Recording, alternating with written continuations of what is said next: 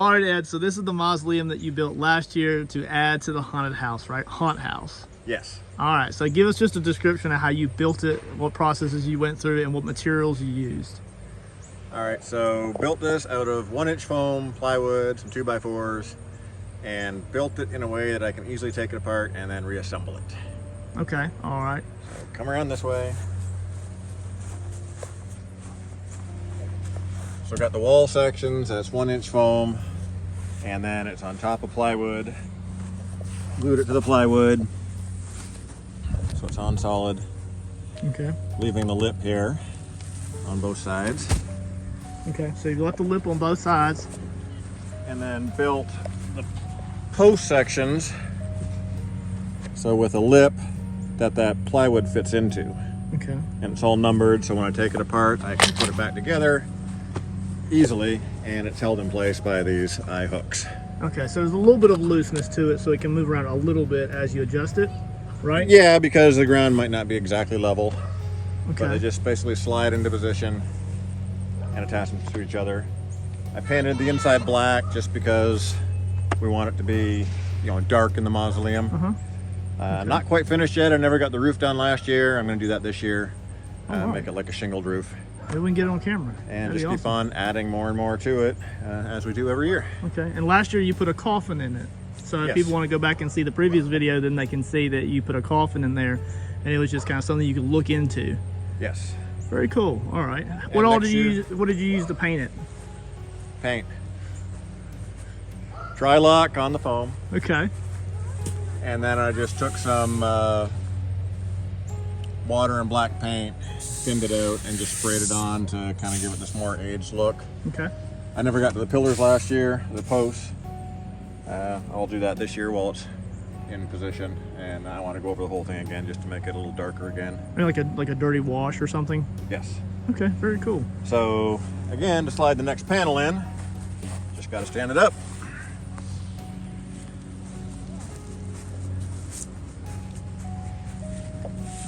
Sit it into position.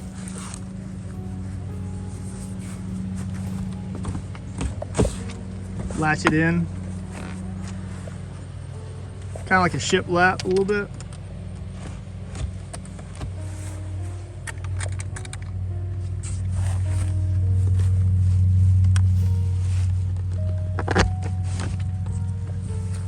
And then as you put on the next corner piece, it'll get stronger as far as supporting, right? This is one of the corner pieces you talked about. Again, that just slides into position.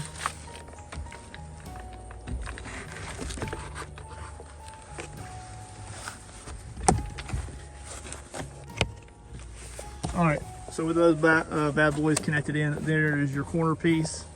And it took him literally 1 minute to get it put together. So kind of a shiplap lock-in step there. And then we're gonna go and push those in together, make sure it seats properly. And then it's just an eyelet latch there, an eyelet latch on the bottom, and then give it a little shake, Ed. Oh, like a hurricane, like it's gonna blow away, man. Have you found a need to anchor it in both corners yet, or is it already too heavy to move, you think? No, it has enough weight already. Cool. And that's one half of it already built, right? Yes. Cool. So we'll go ahead and time-lapse build the rest of it, and then we'll look at the interior and exterior. Okay.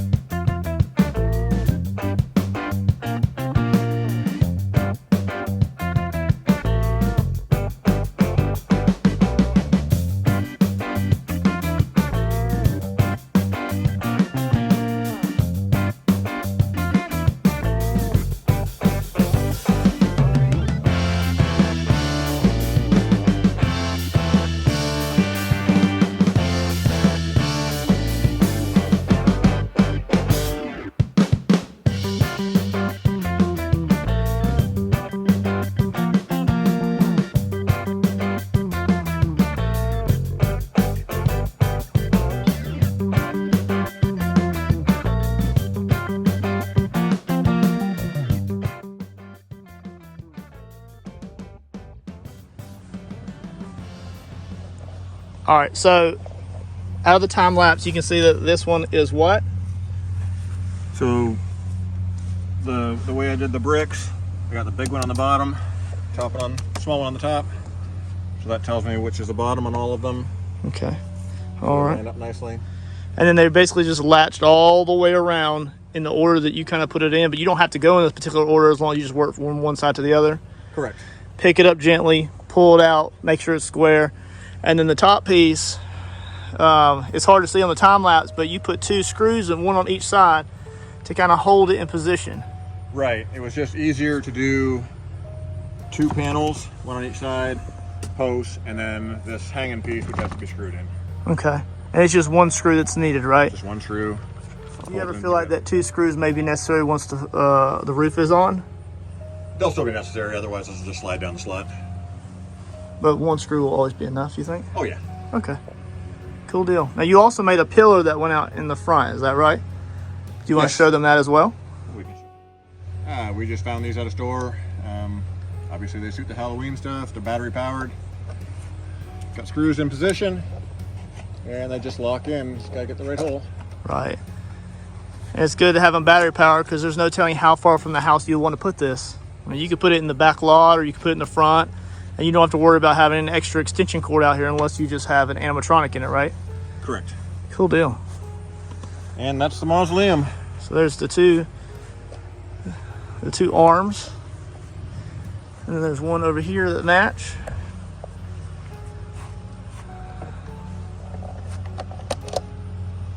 And then you can extend it down. Oh. No, it just stays like that. What's this extra screw for? We've got some keys, bone-shaped keys that sit on there. Okay. Maybe we'll show those later in the video. Never know. Cool deal. We'll show them that pillar. I built this pillar last year. 2-inch foam on all of it. Obviously on the base it's just 2 pieces of 2-inch foam stacked. Cut it out like bricks and then cut out the letters. Painted them obviously orange to kind of stand out. Same as Mausoleum, just kind of streaked it to make it that age kind of look. Put this little vine on there because of course vines grow on old things. But we did it as a countdown. The neighborhood kids get all excited about Halloween when I start decorating, so every day we change the countdown. These pieces just lift out. So every day I can change it. I've got letters up to 34 days out that I can do. So we put it up, and then to anchor it, of course, because the wind will take it down, I used some rebar, and on the inside I built a frame out of plywood that only goes up about this high. It's got holes in it.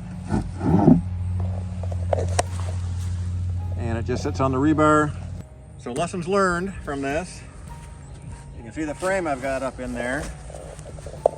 Let's glue it in position. So the 2 holes here, the 2 holes farther up. So fade out to the rebar. When I put the rebar in, put it at 2 different levels. That way you can slide one in, adjust it, and then slide the other one in. If you try to slide them both in at the same time, it's very difficult. There we go. Giving that mannequin a little bit of a mask upgrade. Got the metal base with some bricks. Ooh, creepy. Nice. So what we're gonna do now is we're gonna use dry lock to lock in the main coat over the roof panel. Just using a large paintbrush, that's just gonna get it overlaid in a nice thin layer so we don't wash out all of the details. Right, Ed? Right. Right.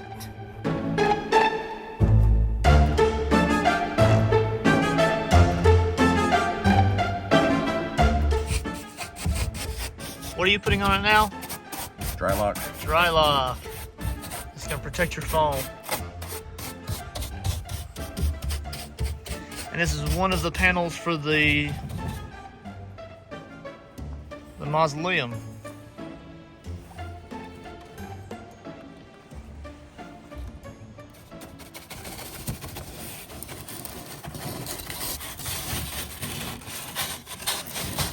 And it's a really cool shingle effect. How long did it take you to cut it? One panel. I had to keep waiting, letting the hot knife cool off. So altogether about 3 hours. It's not too bad. For one panel, right? Yes. For two, you got two of these to go on both sides. No. All right, let's get some dry lock on it. I'm going to do a wash on it. Mm-hmm. Anyway, and that'll get some worse. This is basically just covering up the worst of the green. Okay. Try to make sure we paint it with the grain though, so it goes down, so that way some of those striations will stay. Especially as it dries, you know. All right, you do your half. I'll do my half. When you cut it with the hot knife, the hot knife gets gummed up with glue pretty quick. Mm-hmm. For most projects with foam, you want to clean it off a lot. I purposely left it so that the hot glue would drop onto the foam and make those pits and so on. How long did it take you to carve this? About 3 hours. 3 hours to carve one panel? One panel. Okay. We're putting what on it right now? Dry lock. Dry lock. And what is it doing? It's sealing the foam against moisture, wetness. Have you ever thought about staining or changing the color with dyes of the dry lock? That's a possibility, but I do wet wash different colors on it afterwards anyway, so that would be pointless. And you use green foam for what reason, right? The green works good because when it shows through a little bit, when you miss a few spots, it's okay because then it looks like foam, or it looks like mold. So also when I cut this, if you look down the length of it, you'll see that the lines aren't straight. I did that on purpose to give it more character, make it look more like wood shingles. So you are going to make these pretty brown. No, they're going to be the gray, and then with the washes on it and so on, it's just going to make it look aged. And it's seen at night. So with the darkness, it's just going to look like wood shingles. Every year, it's just going to get a little more age. All right.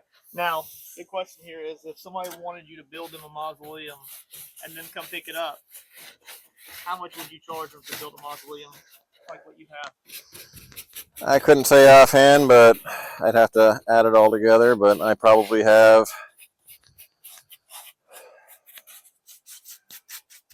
$1,500 to $2,000 into it and several days work, so it would be several $1,000s. Put a price point on it. Well, now with the roof, yes. So $5,000. Maybe.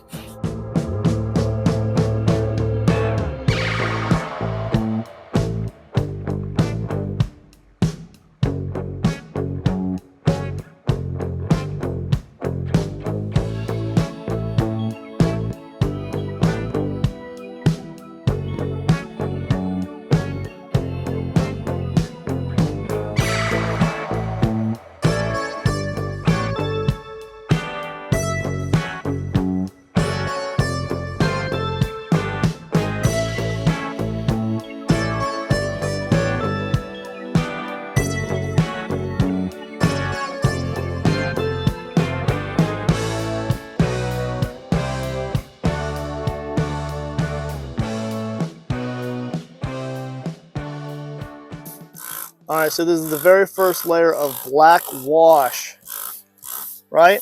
Yep. And how many wash layers do you think you'll do? This year, just one. Just one layer this year, and then every year you'll add more? Yep. Until eventually it'll be kind of the consistency of that. But eventually you want to make it a wood texture, right? We'll see. Not locking in there then. No promises.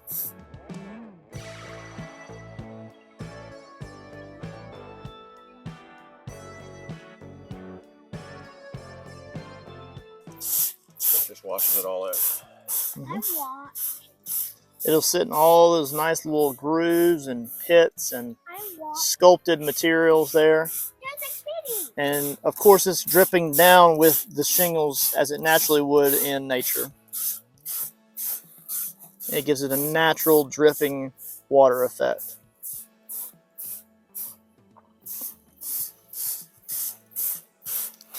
Layer 1. As you can see, there's the original Mausoleum paint on the outside, which is much darker. Again, he said he's going to go ahead and give these another layer at some point so they'll kind of match. And then here is the first layer done. Now that's a very light layer of Mars Black and water. Just Mars Black and water wash to begin. And as he applies more washes, it will give it more and more depth and realism. Of course, it's going to be dark when this is put on top of the Mausoleum. So of course, just the simple layers this year are fine, just to get up on the Mausoleum. And then next year he can apply different colors to it.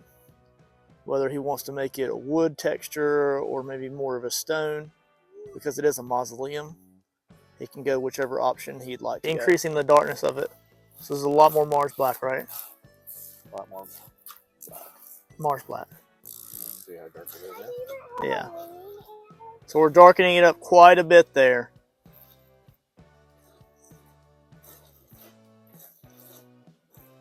Why are you making it darker? That's part of the wash process. Gives more realism. Spraying it in between each individual shingle to darken them out. And let it run down. And let it run down naturally. How many times will you spray it in between, you think, until it gets the darkness that you like? I'll just run a few here and I'm going back up my face. watch as it goes down to make sure I'm getting the look I want. Yeah. Your finger's going to get tired, isn't it?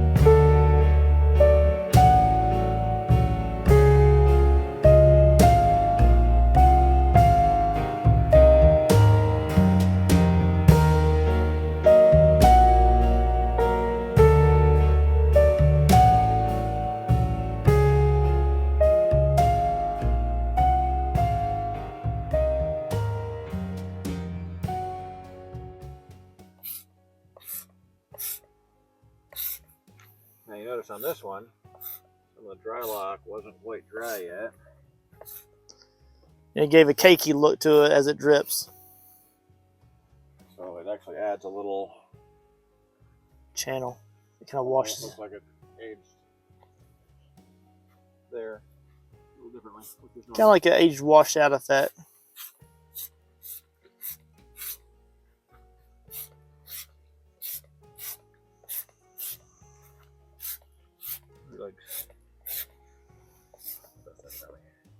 So this is technically the third layer, right? All right, so this is just a clear layer of water. And it instead of having these odd dark runs, it'll help kind of spread the paint out a little bit. Instead, a good example being right here, it just kind of blends it a little bit more. It reactivates the drips and makes them spread out a little bit more.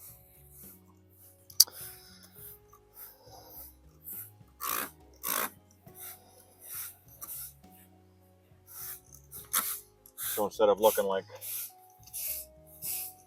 lines of dark that got put on, this helps kind of spread it out. You can see it on the top already starting to look a little more aged.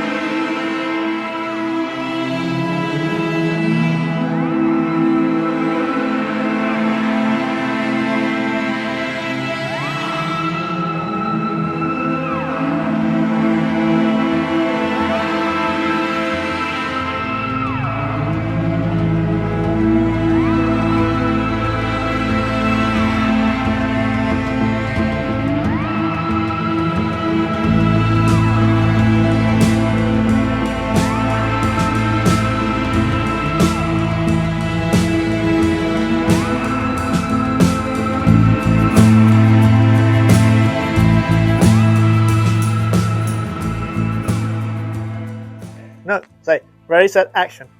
Action. You don't say action, I say action. You said say action. Action! Come on in. All right, so the roof is on the mausoleum. And the way I did it was I got this 1.25 inch PVC and just cut these little posts that it locks into or fits into. And then with the straps on the inside of the foam, I just use these metal straps right here that I bought at Lowe's and just wrapped it around and screwed it into place. So nobody comes in here. I'm not worried about anybody hitting that. We got it blocked off so they can just see into it. So as you can see, the PVC is flexible.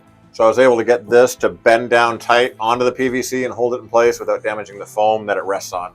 That way it kind of gives it just enough tension to hold it in place. So one post in the middle, 2 on both sides. Of course, that's bent over because that's the first one I put on was the back side. But it holds in there pretty tight. Do that again. Nice. I like it. So I built it like this because all I have to do is take a couple of screws out of these little blocks. This will just pull out. Of course, the straps there, I'll leave them on there. I'll just undo it and then strap it tight. But that way everything will fit in my shed tight. I don't have to worry about stacking anything and having it damage other foam and just taking up more room. Cool. Space saving is very key. And this is easy to disassemble with one person. cool. All right. And on the outside, thing looks baller, man. Can I say baller without being a goober head? Sure. Okay. Okay. Not sure what I'm going to do next year, but with the gaps up between the roof and the panels, I'm going to build a cap on the end or put some cloth or something just to kind of cover it up a little bit, make it look a little more consistent. I like it.